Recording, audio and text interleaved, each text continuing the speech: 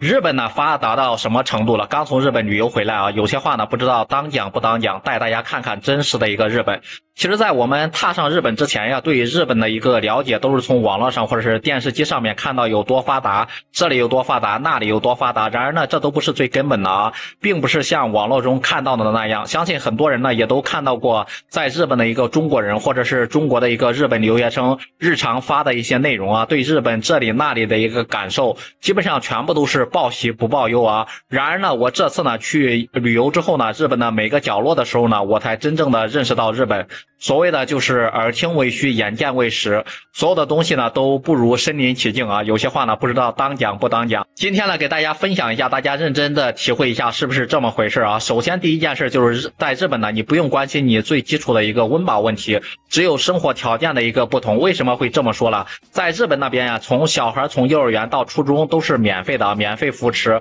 老人呢有免费的一个养老院，比较高档啊，而且看病呢也花不了多少钱，并且呢一些大病基本上都是直接是定额报销的，不用担心啊，就是出现大病呢会拖垮一个家庭，就是全民的这个幸福指数呢相对来说还是比较高的。那第二件事就是在日本呢，如果说你买到假货，那么就恭喜你要发财了啊，商家将要面临高额的一个罚款，甚至呢会面临破产的一个风险。个人呢，而且可以拿到高额的一个举报奖励，因此呢，商家们基本上都不会冒这样的一个风险，为了一点微薄的利润就去出售假货。另外呢，日本的一个食品包装呢和实物基本上都是接近一致的啊，可以就是看一下包装就可以放心购买，不用担心呢产品的一个真实性和质量啊。第三就是日本有那种很多公共的一个电话亭，这种物件呢，在多少年前在咱们中国才会有的，但是在日本的街头呢都是可以正常使用的。并且说呢，就是永远呢都不会拆除的。可能很多人都会说呢，日本是一个地震的高发地区，就是这种电话亭呢可以用来紧急的联系家里人，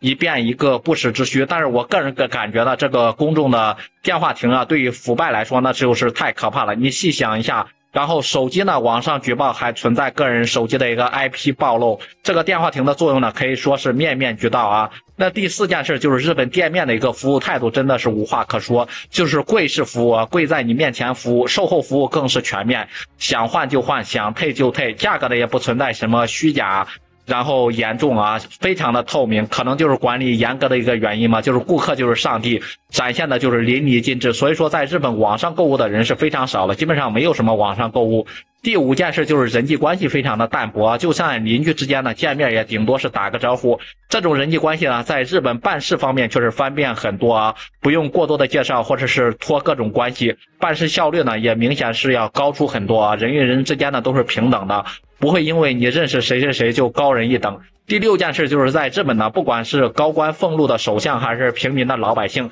退休之后呢都是没有工资的，一律就是自己靠自己生活，或者是进到养老院里面就是统一管理啊。曾经呢就有位首相退休之后呢，自己靠那种捡瓶子或者是卖破烂嘛，挣自己的一个生活费。第七就是日本的一个清洁工是非常多的，大街上面是随处可见，这就造成了一望无际的一个地面上面基本上不会找到任何垃圾啊，就是你也不好意思到处扔垃圾啊，垃圾分类呢也是做得非常的好，非常的专一，这种事情呢基本上他们从小就会培养的。第八就是日本的卫生间设计非常的细腻，打扫的也是非常的干净，没有一点气味啊。设施呢也非常完善，配有那种化妆台，还有婴儿的宝宝椅，专用的一个卫生纸，以及女士专用的一些物品，真的是非常的贴心。第九就是日本的小孩子呢，从小就会在妈妈的一个要求下自己穿衣服，自己洗漱啊，包括那种独立的教育，同时呢也不会减少那种培养团队的一个意识啊。在日本的小学运动会上，不会有个人第一名的这种奖项出现，都是团队比赛的第一名，个人的这种优越感当然也不会存在，也不会存在这种攀比啊。以上呢就是我在日本旅行之后呢一些真实的一些感受，不知道大家呢对于日本这个国家呢都有什么样的观点和看法。如果说有机会你会去日本旅行工作或者是留学吗？也欢迎在评论区里面留言讨论。